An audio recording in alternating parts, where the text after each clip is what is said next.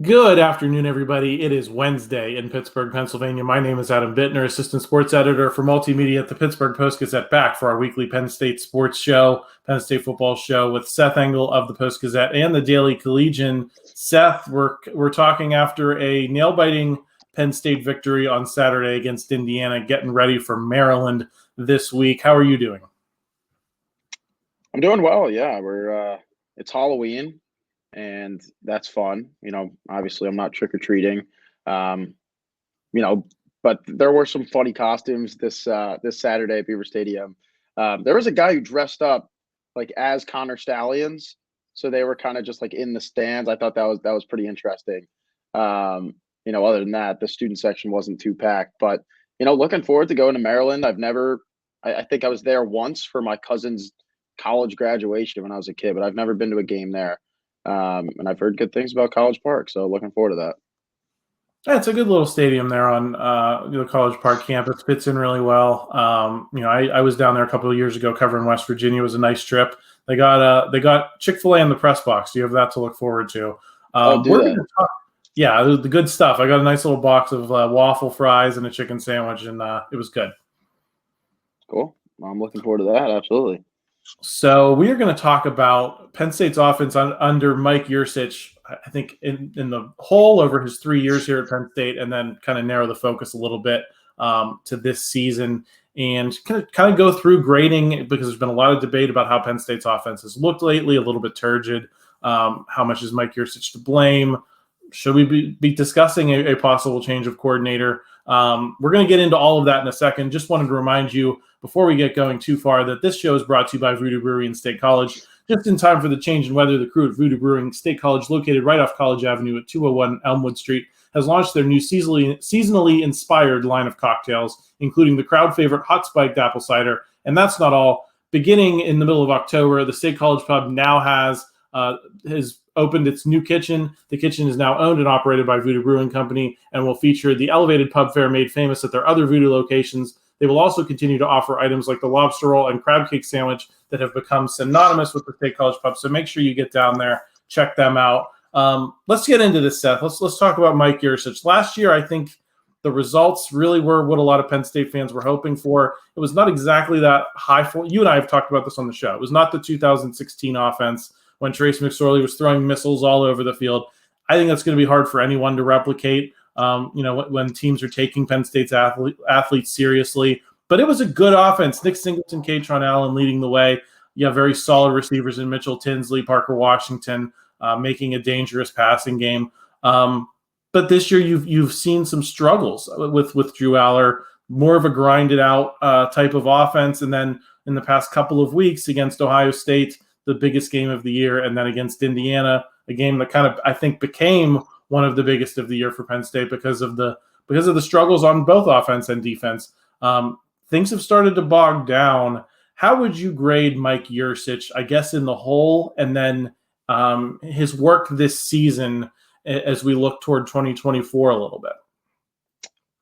Yeah, I think when you look at kind of the bare stats of putting points on the board and being able to do that consistently, I think Penn State's been good this year.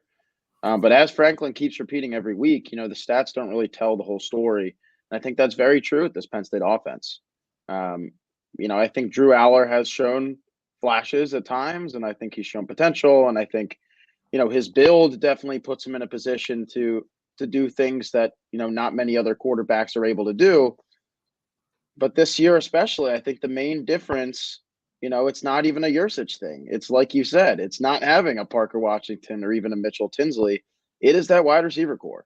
And it's really hard to kind of judge a whole unit based on their play when it's just they have receivers that came in, they did their due diligence in the transfer portal. They got Dante Cephas and Malik McLean, and it just hasn't worked out. For whatever reason, it hasn't worked out. Penn State has been left with kind of this group that has not been able to define themselves as legitimate, at least legitimate in the sense that they're good enough to beat Ohio State. Now, going back to Mike Yurcich, I think it's a problem that given that situation, that they weren't able to develop a group that was good enough to compete, especially when the rest of the team was, maybe the best they've had in years. So I think that's a problem. And I think it's also a problem that, they haven't been able to find, any other solution to win, even with those receiver struggles. Do you want to just grade him for this year? I'd say he's at a C+ for me. I think they've done some good things. They've scored points. They were opportunistic. You and I talked about that on some earlier podcasts that, they weren't always driving the field well in some of those early Big Ten games, but they were taking advantage of short fields. They were taking advantage of what the defense gave them to work with, and still averaging 40 points a game going into the Ohio State game. So I think you have to give him credit for that. I think the reason I give him a C+ is because I grade on a little bit of a curve. And if this is a program that, wants to be on a national championship level, I don't think you can have production like you've had the last couple of weeks and at different points in this Big Ten calendar. You need an offense that can sustain drives, can be explosive so that you don't have to string drives together all the time. And those are things that we're just not seeing. And, if Mike Yurcich was doing this at Alabama, or if Mike Yurcich was doing this at Ohio State, if Mike Yurcich was doing this at Michigan, how would he be interpreted by their fan bases and those results be interpreted by their fan bases? I think it'd be a little bit more harsh. And that's why I think I go C+ for this year. I think for his tenure overall, I give him a B+, just given that, like you said, when he's had the weapons, you see what the offense he's capable of running can look like. But I think there's also, when you look at this season, there's also a level on which, listen, you knew who your personnel was. You knew what you should have known what their limitations were early on. And you should have figured out, I think, some better ways to keep them involved and scheme them open and those types of things. I think that when you're an offensive coordinator, A, you got to develop talent, and B, when you do have limitations, you got to figure out how to get the most out of that. And I think that's my biggest critique of him so far is that you did get these transfers, you did have these guys that have been in the program, and that this is the best that you're able to do with it with a whole year to prepare. I think there's room for criticism there. Yeah, I think a C+ is fair. I think maybe a B- is even fair.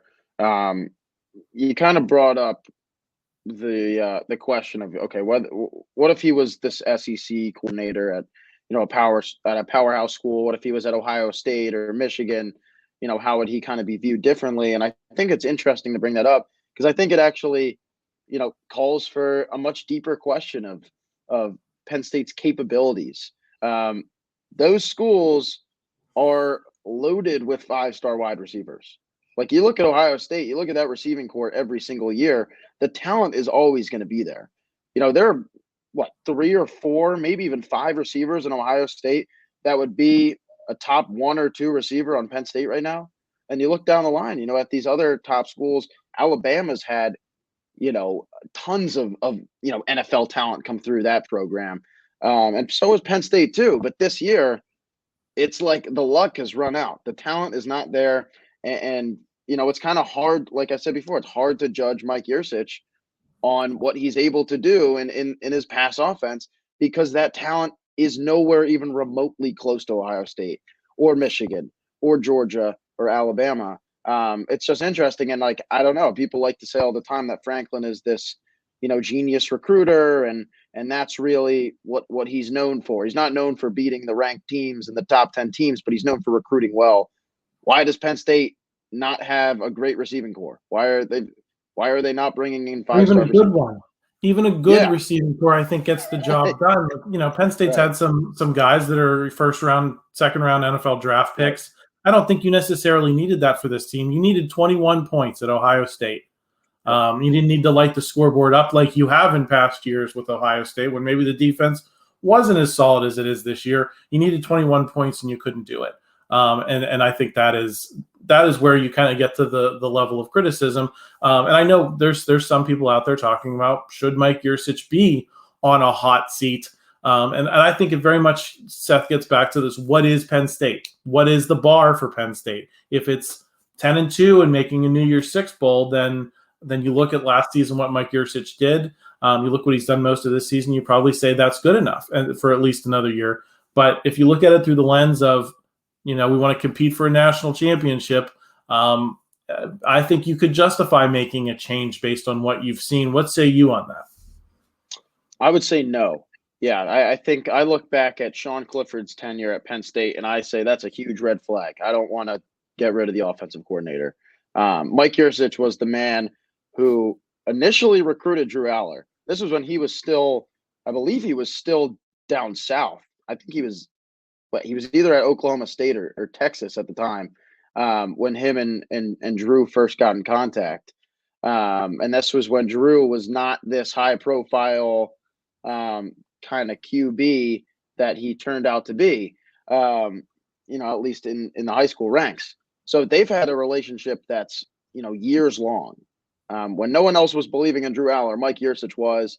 You follow that through. Yurcich comes to Penn State, calls up Drew. Drew follows him there, and now they're together. You don't want to shake that up. You don't want to do that, especially for a quarterback who's obviously still developing. This is not the Drew Allar that is going to potentially play in the NFL one day. Like, this is, maybe he has to build it, but he's not there yet. Mike Yurcich needs to stay and continue to work with Drew so that they can potentially get the most out of his potential. I don't think that switching up the playbook on a second-year starting quarterback and changing up your conversations and your relationships is the way to go about it. So no. I've seen some criticism. I'm glad you brought up Drew Allar because I did want to talk about him a little bit and where he fits into this offensive malaise. I saw some criticism. I think it was for the bloggy that basically was arguing, hey, the receivers are open sometimes. And he thought that it was a reductive argument to say that the Penn State's receivers are not good enough, that Drew Allar deserved some blame for not finding them. Where do you assign kind of the scales on that? I would say I think the receivers are not open often enough for Drew Allar to trust them to be there. And so I understand why he's missing open receivers, because when you don't trust them to be there and when you can't get in that rhythm and of expectation, I think that disrupts your ability to find them when they are there, because in some ways you're not expecting it. So I kind of probably put it more on the receivers in terms of the heavy weight of what's going on here. Do you think that criticism is reductive of the receivers? Do you think it's a little bit more nuanced than that, or do you assign a higher level of blame to the receivers as well? I agree with you. Like, I still think that the number one problem with this offense is the receivers. Like, watching Ohio State and seeing Marvin Harrison Jr. was just like, okay, this guy is single-handedly winning Ohio State the game right now, and he is a player that Penn State has not even someone like in the same league, not even in the same sport of. The receivers aren't getting open, which is probably the worst thing you can have for a first-year starting quarterback. You can talk about protection all you want, and he is being protected by, a man on the left side who's going to go probably top 10 in the next year's draft. So he has the time. At certain points, he has the time, and he is standing there, and he is not finding his receivers, and people are complaining about checkdowns because he doesn't have an open receiver. Now, sure, there are times when receivers are open, and Drew is either not seeing them or missing them. Like, it's happened, but that's first-year starting quarterback stuff. That is the stuff that you should expect to see when you're watching a 19-year-old kid on a Big Ten stage. Like, that's natural. What isn't natural is the fact that you go through all four quarters and you don't have, you have one opportunity for an explosive play, maybe two opportunities for an explosive play, and those are obviously harder plays to execute. So if one of them sails, if Drew misses one guy on his one attempt of the four-quarter game, then on the second attempt, I mean, it's just like you only have so many opportunities. You know what I mean? Like, I don't know. It to me, it's the receivers. I think Drew is developing. He's seeing the game from a different perspective, and that is just, he's working through that. And I don't think it helps that he only has Keandre Lambert-Smith right now, and even he's not necessarily he's not any Jahan Dotson. Yeah, I think Keandre Lambert-Smith is kind of limited as a number one, but the comparison I think you can make between him and, let's say, Marvin Harrison Jr. is you can see the chemistry there, right? You can see the chemistry between quarterback and receiver, and I think he has that level of expectation that he can find Keandre Lambert-Smith with some regularity. There's no one else that I think he really has that type of relationship with, and I think that hurts when it's in terms of everyone else, but I also think it helps in terms of I know one of the things that James Franklin talked about Tuesday at his weekly news conference was the confidence boost that hitting a long pass did, like he did to Keandre Lambert-Smith in the waning minutes on Saturday can boost confidence, but it can also change how defenses approach you. Do you think that one pass, Seth, can change that perception, or do you need to see more consistency to believe that defenses are going to change the way they play Penn State for fear of that big play? I mean, I think it can, but it's like that's his second 50-yard pass of the year, and the first one was in the season opener. So I'm not looking at that one pass. I mean, I'm looking at the one pass. I'm saying, okay, this kid has potential. I'm not looking at that pass and saying, okay, we need to change our whole playbook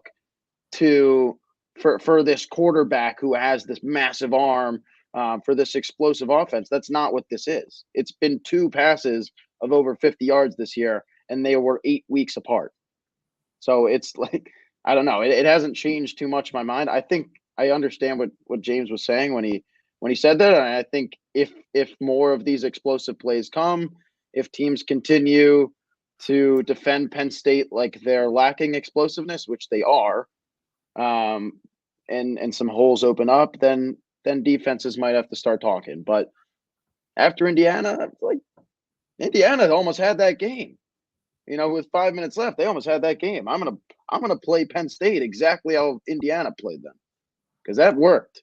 I'm going to play Penn State exactly how Ohio State played them. That's what I'm saying if I'm a defensive coordinator. So, no, I wait a couple more weeks and see what happens with the explosiveness. But we've been saying that every week, and it hasn't come. Right. And I think, if you're Penn State, you're probably hoping you're not in crunch time situations like these the rest of the year. I mean, I think that was part of it, too, is, they're trying to creep up a little bit late in the game to get the ball back. So maybe they're not, looking for the deep ball as much. So credit Penn State for being aggressive in that situation, and making the most and making the game-winning play. But I don't know how much you can take away from that on a week-to-week basis when you're playing a team like Maryland, when you're playing a team like Rutgers, like what's left of Michigan State here in the coming weeks. If you're Penn State, you better not be in a dogfight with those teams, right? Yeah, it's just like the Indiana game. To follow up Ohio State was just, it was just like, come on. Like I'm sitting up in the press box and I'm watching. I'm like, what is going on here? Like were they through with Ohio State? Like, I don't think they were, because the whole week, when we talked to Franklin on Wednesday, his whole talk was about like moving on. Like every time someone asked an Ohio State question, he'd be like, we're moving on to Indiana. And then it gets to Saturday and it just feels like they haven't moved on. Like it's like they didn't get over the loss yet because they're playing the same exact way that they played, which was terribly. It was, so I don't know. Maybe now with 2 weeks moving forward, when it comes to Maryland, they'll finally get over it. But for some of those seniors, for some of those veterans that are going to head out after this year, that's not a game you get over pretty easily. So I don't know. They got to. They got to tear Maryland apart. If I'm James Franklin, like I want to go into Maryland and literally tear them limb from limb, like his former program. This is a team that is very much on the decline since losing to Ohio State.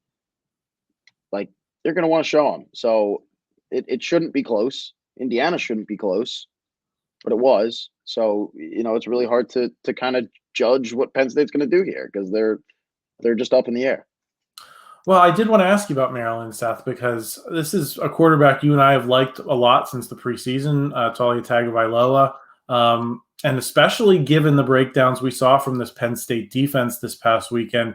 Do you have any concern about his ability to make big plays against this defense if Maryland can do what Ohio State and Indiana have done and kind of force the Penn State defense to be on the field for more than it has for much of the season leading into the Ohio State game? Because I think that was something you and I talked about going into Ohio State was if you looked at some of Penn State's starters, they still had fewer than 200 snaps going into the seventh game of the year. Last couple games, they've been on the field a lot more, and it feels like they've been exposed on some level. Does Maryland give you any concern on the offensive side that maybe they can hit some big plays like Indiana did and possibly be even a little bit more dangerous? Yeah, Maryland's a pretty underrated offensive team. Mind you, this is also a team that's lost their last 3 games. I don't think they want to lose a fourth.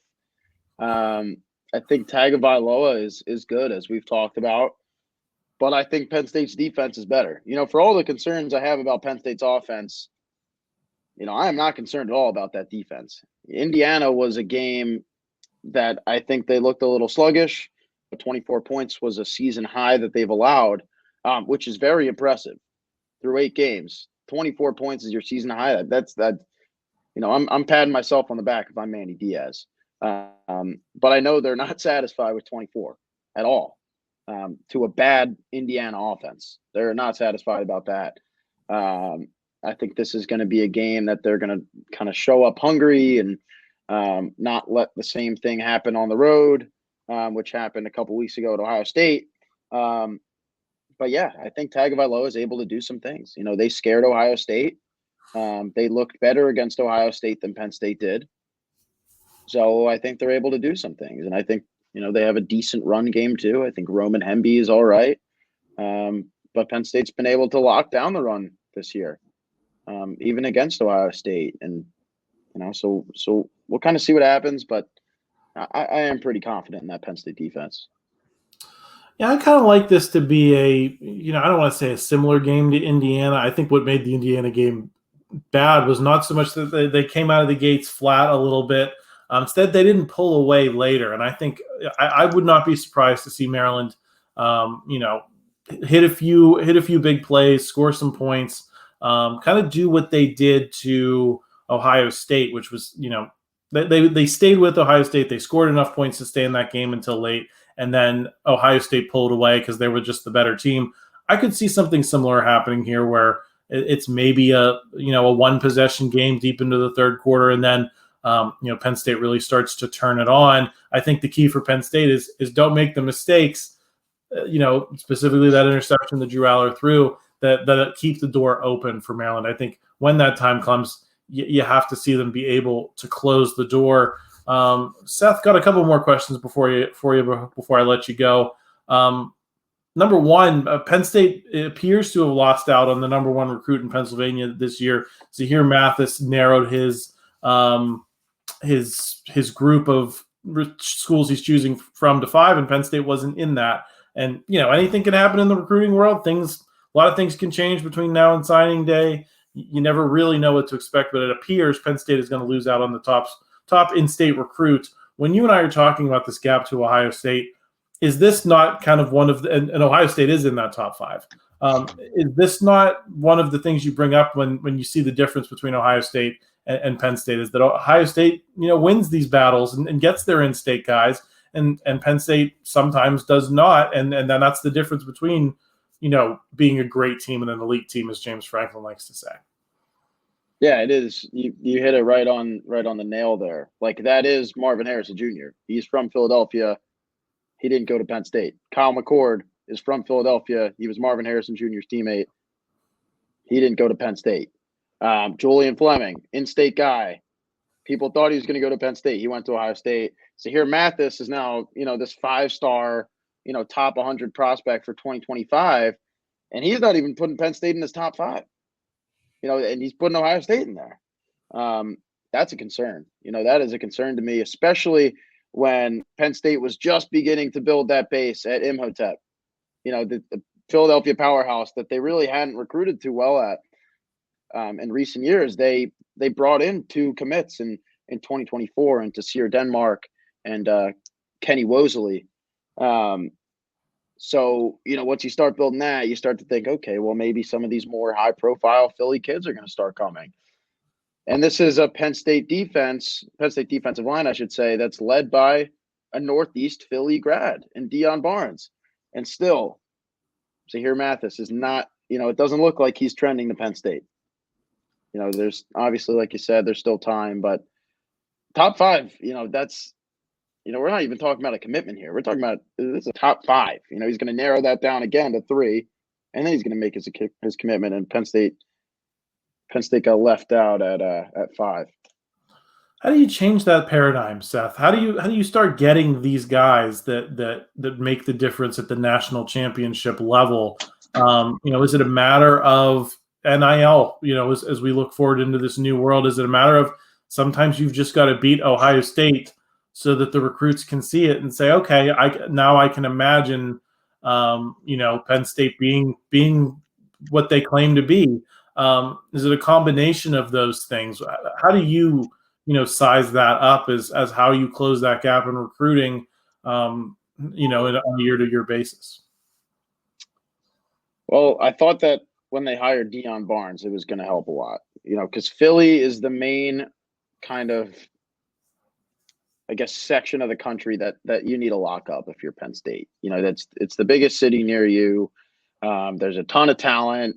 You haven't recruited there well historically. You're missing out on all these guys. That has to be the number one thing. I think it helps that Penn State is kind of moving across the country and going to Wisconsin and dipping into Florida a little bit and getting some guys in Alabama.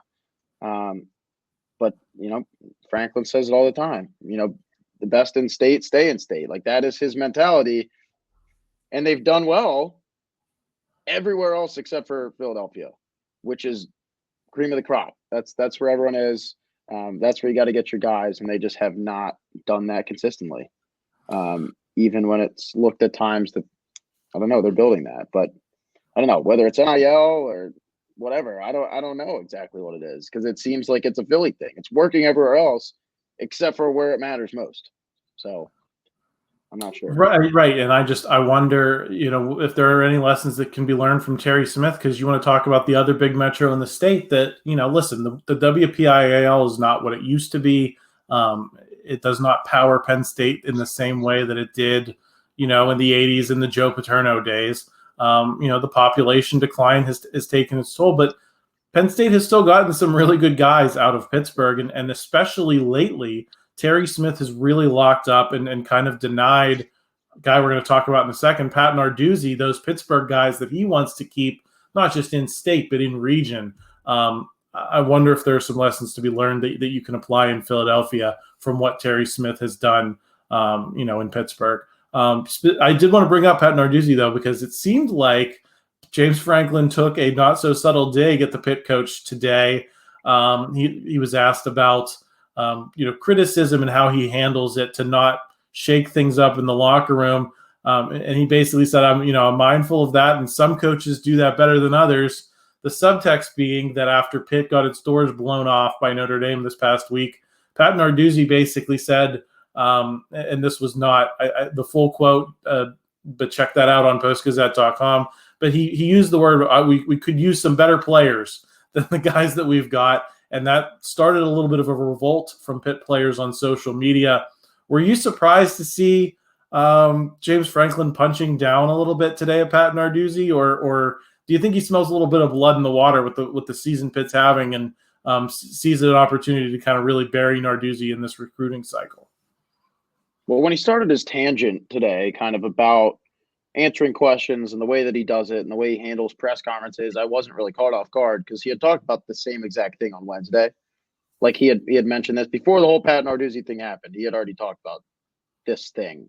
And then all of a sudden, winding down, he said his spiel, and then all of a sudden he just goes, and there have been some coaches out there who you've seen, it hasn't gone well. They haven't handled it well or something. And I'm sitting there watching this. I'm like, whoa, my brain starts working. I'm like, right away, I'm like, I'm not going to say this is Pat Narduzzi, but it seemed like it could have been towards Pat Narduzzi, which was just like, why? It's so strange, because Franklin was talking about ways that he answers questions so that he doesn't get kind of misquoted or taken out of context, and then in turn will, kind of take his team's focus off of, the job at hand. And while he's saying that, he's potentially taking a shot at someone. And that's, it was just funny, and I'm not really sure why he did that. I feel like he could probably left that out and it would have been the same point. But it's this Cold War between Penn State and Pitt is like, it's very interesting, because I feel like they keep taking these like subtle shots. They're not going to say their names. They're also not going to play each other, but like they're just acknowledging the fact that they don't like each other, and they're just going to, throw shots at each other. That was my takeaway from that. Again, I don't know if it was meant to be a shot at Pat Narduzzi, but it very well seemed like it. Well, I mean, Pat Narduzzi has taken that kind of not so subtle dig at James Franklin probably a half dozen to a dozen times during this era. But James Franklin's never really punched back in that way. That's why I was a little bit surprised to see it. But like you said, if we're not going to get games on the field between these two teams, it is fun to have a little spice thrown into a press conference from time to time. Seth, any final thoughts as we wrap up the week here and look toward Maryland? No, I think that's pretty much it. We're rolling along now. We are late in the season. When it all boils down to it, Penn State just has to beat Michigan. That's what all my friends are asking me, what's the path to the playoff? I'm like, it doesn't matter. Like, they just have to beat Michigan, and then we'll kind of see what happens. But, it starts with Maryland this weekend. So, yeah. Yeah, I think this game, listen, I know no Penn State fans want to hear it, but I think this is the game that's going to determine whether you go to a New Year's Six Bowl or not. I think you beat Rutgers pretty safely. I don't know that they have the playmakers to really challenge you. I think Michigan State is a mess, and they're going to be ready to go home on that Black Friday game at Ford Field. They're going to be ready to be done. I think Maryland is the live dog you have here to deal with. I think if you win this game, you're talking at least about a New Year's Six Bowl, which, I think going into the 12-team playoff era, I think it's important for you to plant that flag one more time and say, we do belong in that top 12. We're going to be a team you have to reckon with to get there next year. So I think this is a sneakily big game for Penn State. Yes, it's Maryland. Yes, it's a team that you beat almost every time. But I think they're probably one of the better teams in this Big Ten this year, Seth, still, even despite these past couple of losses. And if you get this, I think you can have a claim to still having had a successful season, even if you lose to Michigan and finish 10-2. I think this is a big one. And I think if you lose it, then you start to talk about this season as a major disappointment.